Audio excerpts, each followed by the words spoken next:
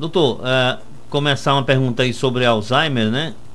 Quem tem Alzheimer, ele piora de uma hora para outra, de repente? Bom, Sidney, a demência de Alzheimer, ela é uma doença progressiva, né? Ela é uma doença que ela anda, ela piora. Por mais que os medicamentos a gente tente frear, a gente não consegue deixar ela andar, ela ficar a 0 km/h. Então ela anda. Então, na progressão da demência, a tendência é que ela piore. Mas ela não piora de uma hora para outra, assim. Geralmente são outros tipos de demência que podem piorar de uma hora para outra. Por exemplo, a demência vascular, que não é raro acontecer do paciente ter Alzheimer e ter outra demência associada como a vascular.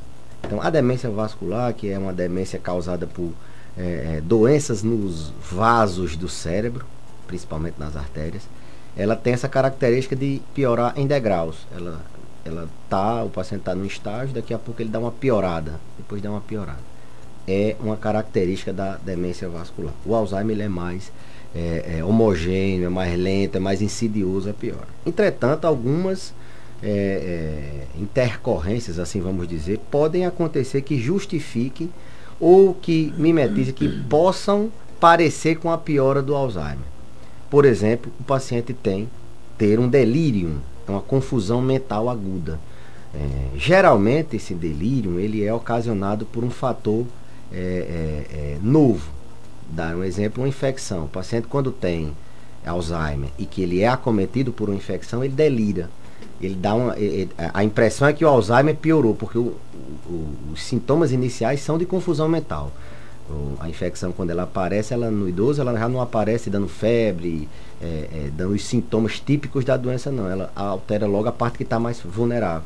O cérebro do idoso está com a reserva mental menor. Então pode ser um delírio, pode ser um evento novo vascular, no caso da demência vascular, pode ser alguma medicação que o paciente tenha trocado ultimamente, ou tenha tomado repetido, ou tenha faltado de tomar, o paciente não lembra, e aí pode acontecer algum tipo. Pode ser uma dor, o paciente dá uma piorada porque tem uma dor, ele não sabe manifestar aquela dor e ele simplesmente dá uma espécie de piora na demência. Uma noite de sono mal dormida, às vezes o paciente pensa que está dormindo, o cuidador pensa que ele está dormindo, mas na verdade ele não dormiu bem, ele ronca, ele acorda várias vezes, ele tem um sono superficial.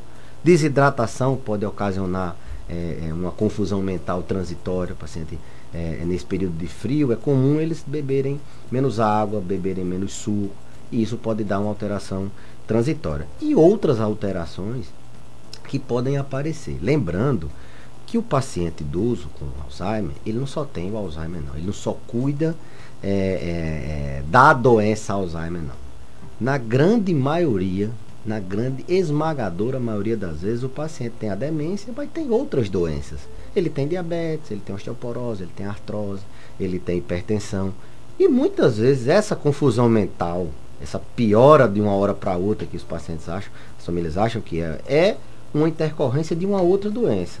É por isso que a geriatria, no paciente que tem demência, ela tem esse diferencial. Porque ela aborda o paciente como um todo. O paciente, suas comorbidades, os cuidadores, a família.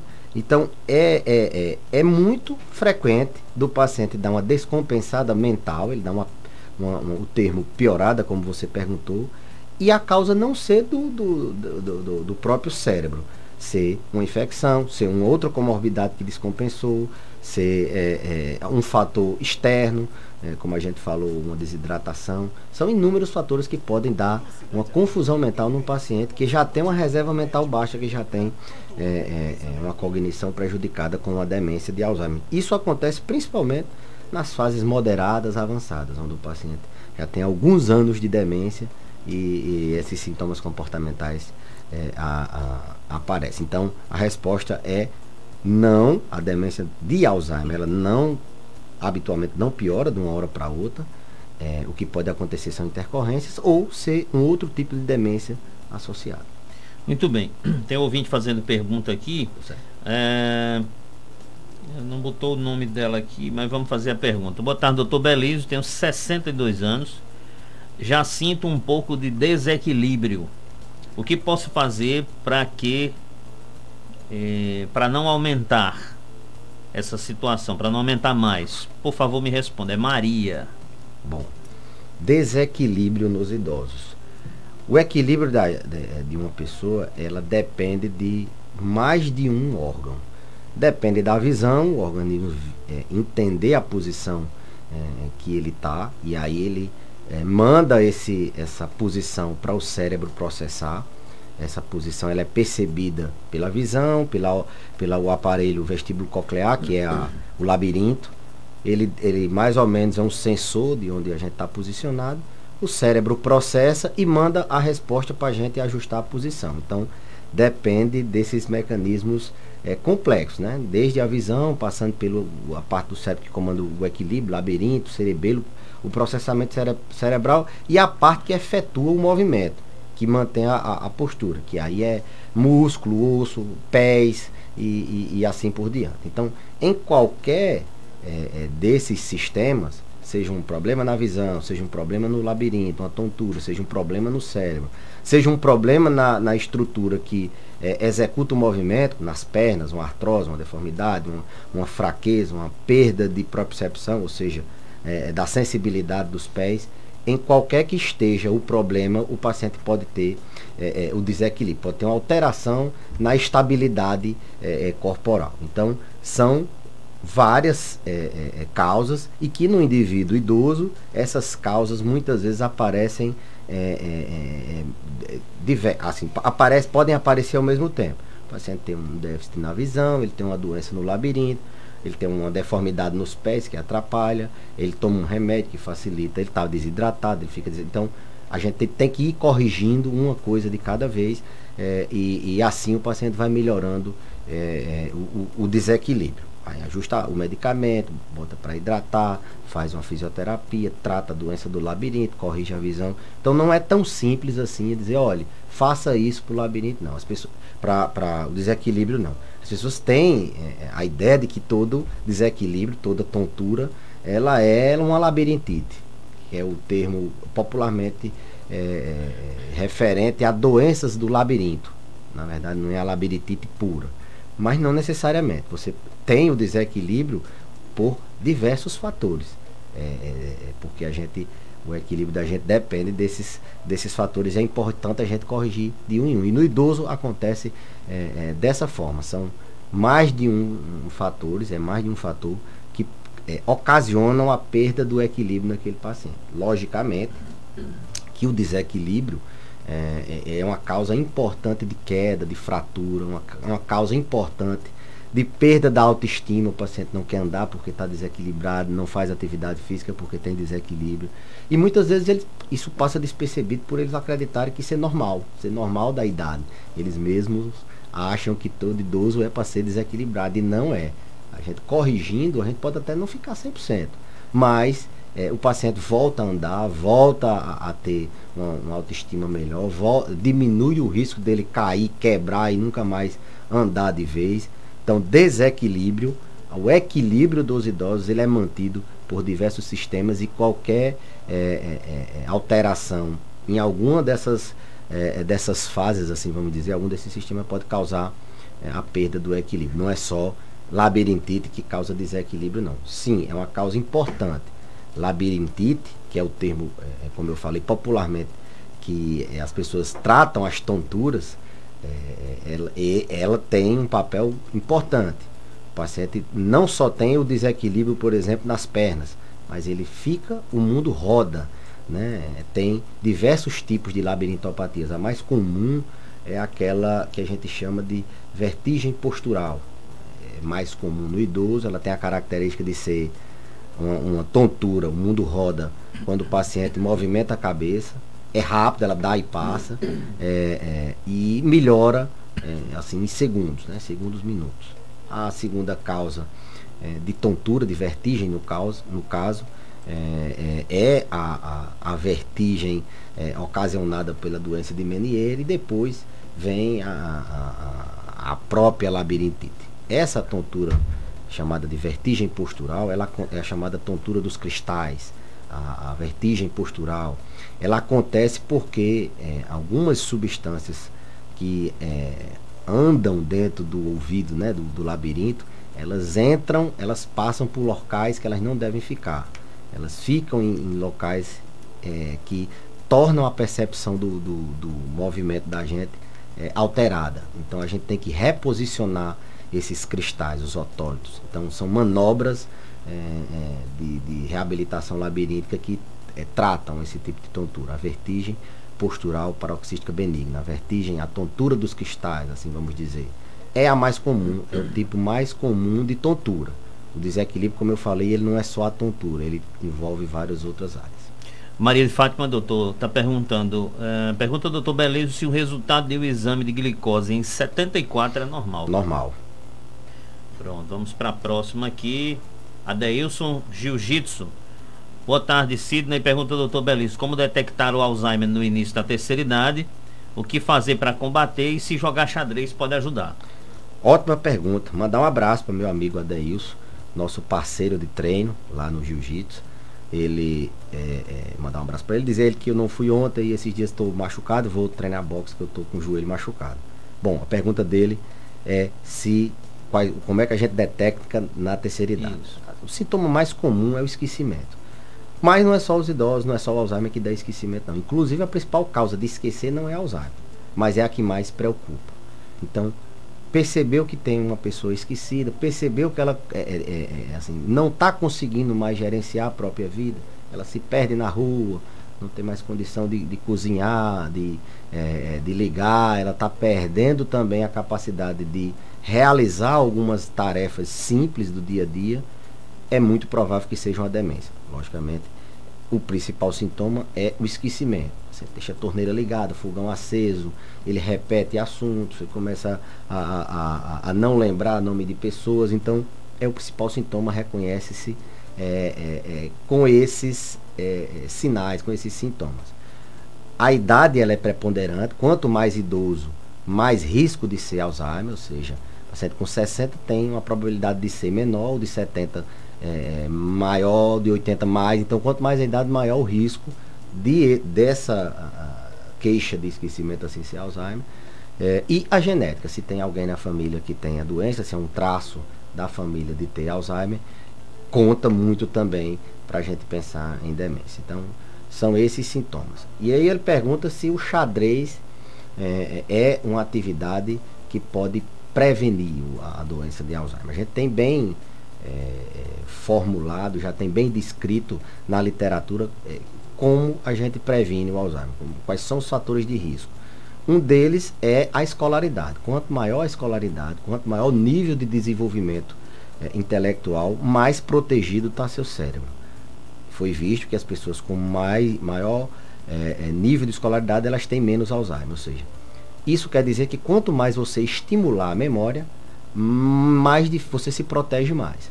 Então, o xadrez, que é um jogo de estimulação cognitiva, teoricamente ele é uma forma de você retardar, prevenir a doença.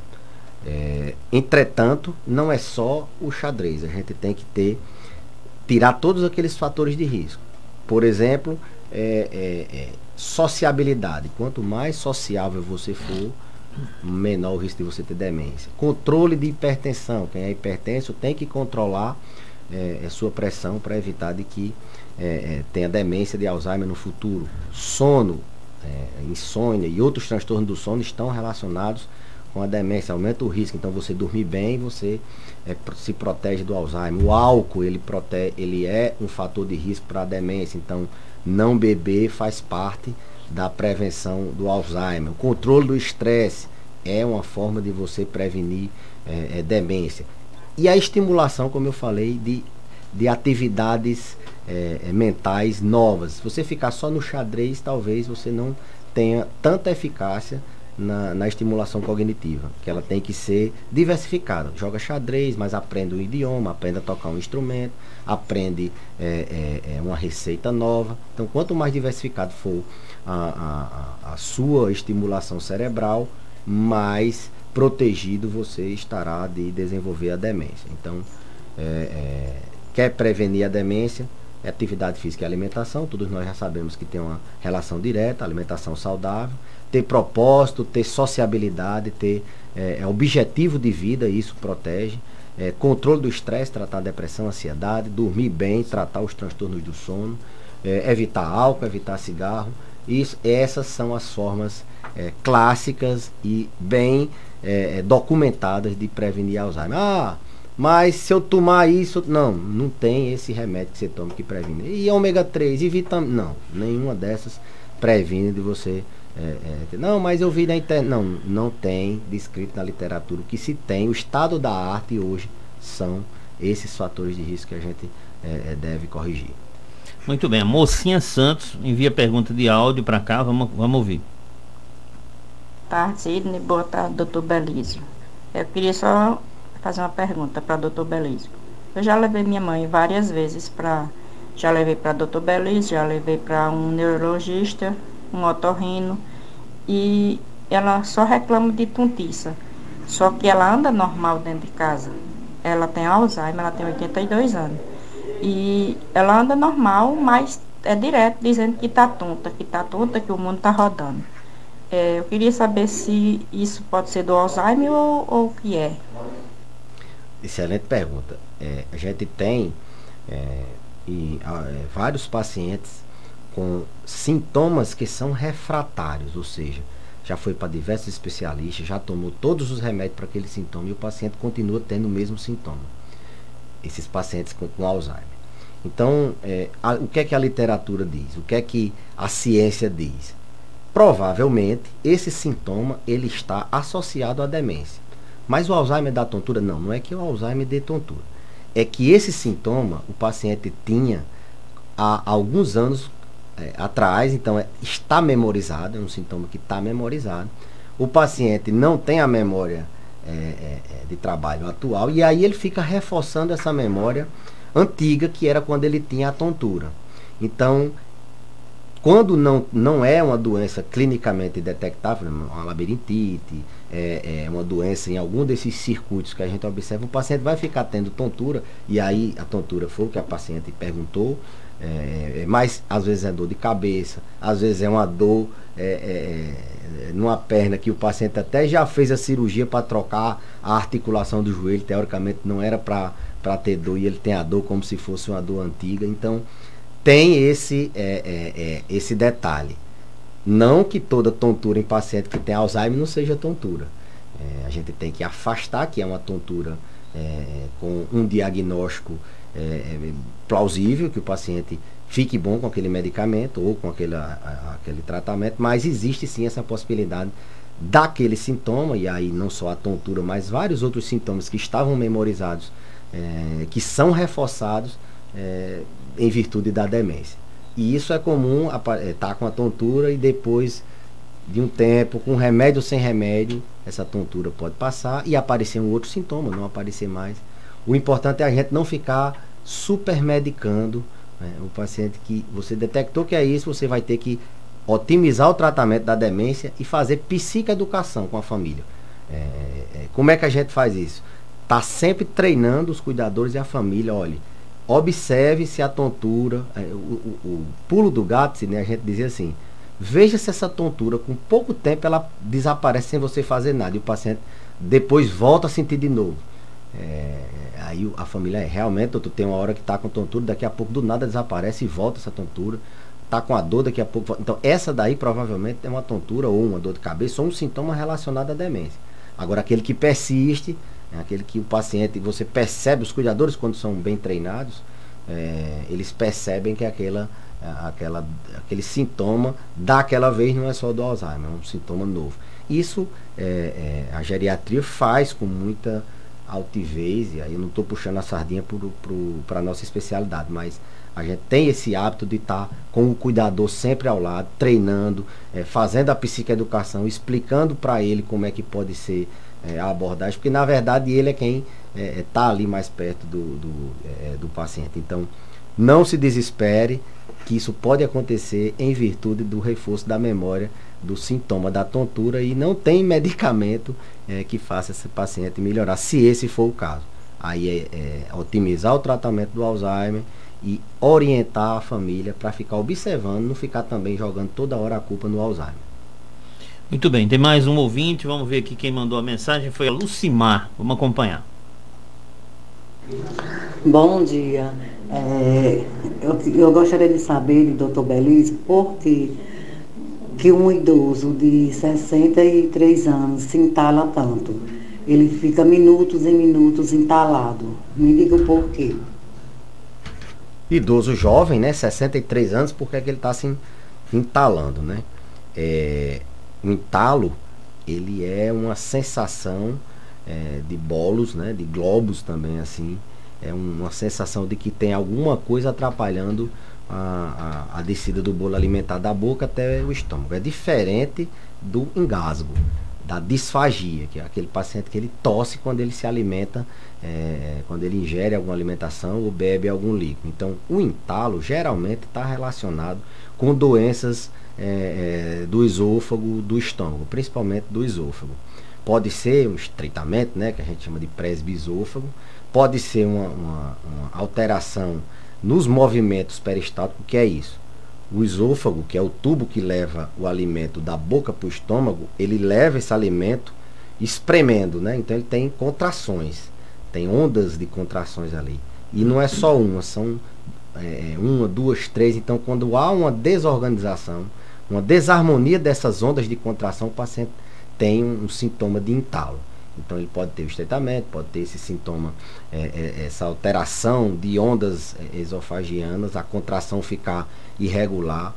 Pode ser uma alteração, uma doença mais séria, um tumor, pode ser um divertículo no esôfago, pode ser uma irritação no esôfago e esse esôfago fica muito difícil de passagem, mas provavelmente tem alguma doença esofagiana ou na faringe ou no início do estômago. O entalo, a sensação de globos, ou a sensação de bolos esofagianos, ele está associado com doenças geralmente locais, diferente do engasgo, que é aquele paciente que tosse, que aí a gente já falou que pode estar relacionado com doenças, como por exemplo a doença de Parkinson. Então, eu acho que fazer uma avaliação, endoscopia, ver como é que é também, se é um entalo logo após que come, se é mais com alimentação sólida, com farináceo, com líquido, o que é que está mais entalando, se tem um histórico de doença no esôfago, se está perdendo peso, se não está, se vomita, se fica com dor. Então teria que investigar melhor, mas provavelmente a primeira hipótese que a gente aventaria era de doença no esôfago, e aí eu dei exemplo de vários, desde estreitamento, passando por tumor, divertículo, a alterações nas ondas esofagianas, nas contrações, são as principais causas de bolos, globos esofagianos. Muito bem, Dona Maricô, lá na Zona Leste, está também fazendo pergunta, vamos ouvir. Boa tarde, doutor Belício, Maricô. Doutor Belício, a pessoa lê. Ler é bom para não ter Alzheimer. Eu tenho 68 anos, eu leio muito, que eu rezo muito. Aí aqueles livros da igreja, eu rezo muito. Na Bíblia, nos livros. Aí é bom para a memória. Ótima pergunta. A leitura, por isso que a escolaridade é um fator protetor da demência, porque as pessoas leem, né? Então, ler é sim uma forma de você se proteger, blindar um pouco a sua mente do Alzheimer.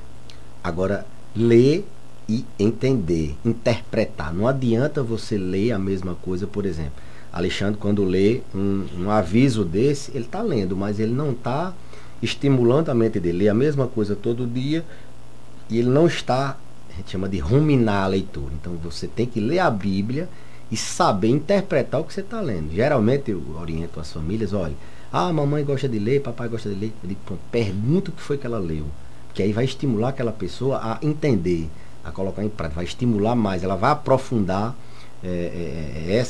isso eu estou dizendo não é impressão minha não, isso é a literatura. Inclusive a gente tem na educação algumas formas de como é que você retém o aprendizado, né? Ler uma vez, ou ler e escrever, ler e conseguir explicar para outras pessoas o que você leu, isso mostra o quão profundo você foi, quanto você entendeu. Então, não só ler a Bíblia ler por ler ou cantar por cantar, mas além de você ler, você interpretar, você tentar saber se você entendeu aquilo que você está lendo.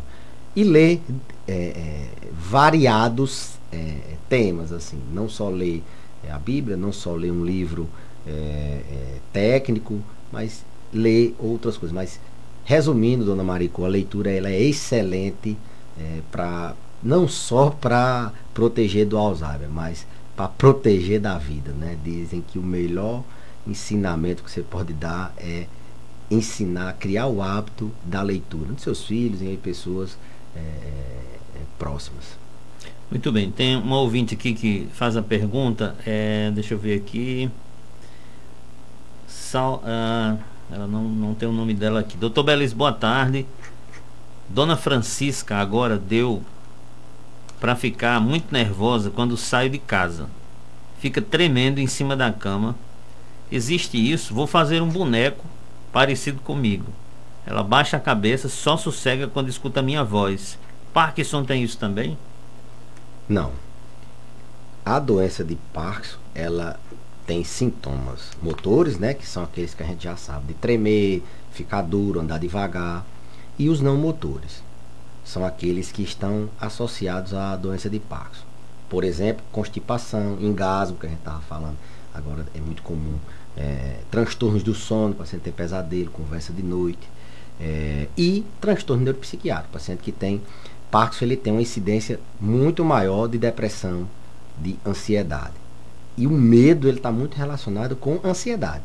O paciente que tem transtorno ansioso, o sinônimo, como eu já falei em outros programas aqui, é medo. Ansiedade é uma tensão, uma preocupação antecipatória, é um medo. Então, se o paciente fica tenso, fica com medo daquela pessoa sair de casa, alguma coisa desse sentido, então provavelmente ela tem um transtorno de ansiedade, e é comum na doença de Parkinson. Os pacientes que têm Parkinson, eles também têm muita depressão, e as duas coisas andam junto. Então pode ser um transtorno de ansiedade que está sendo agudizado, ou seja, o gatilho está sendo a saída, né, do cuidador, assim, quando ele sai. Isso. E se o paciente for lúcido, não vai resolver. A questão de colocar uma foto, um boneco, não vai resolver. Isso tem que ser melhor abordado, tem que tentar, ou com terapia psicológica, ou seja, terapia cognitivo-comportamental, alguma forma de abordagem psicológica, treinar o paciente para ele diminuir esse medo, ou mesmo medicar.